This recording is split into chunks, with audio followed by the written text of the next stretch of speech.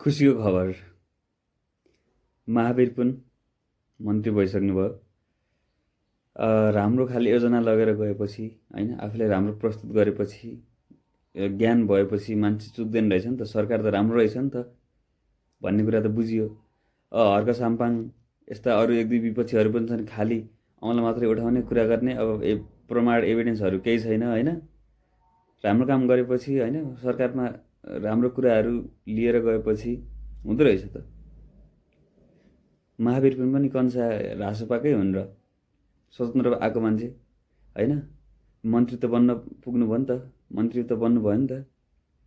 त्यही भएर यो कुरा चाहिँ सबै नेताहरूले सिक्नुपर्ने। खालि नेताहरू पनि त्यस्तै ग्वाँच विपक्षी भनेर पुरै लागेको छ। एमाले कङ्ग्रेस माओवादीहरू झन् होइन, अझ माओवादी त कम छ, एमाले कङ्ग्रेस त पुरै सही नसक्नु, पुरै त्यो सरकारदेखि पुरै चुर भएको जस्तो, पुरै हामीले विरोध नै गर्नुपर्छ भनेर कसम खा जस्तो छ क्या यिनीहरू त है।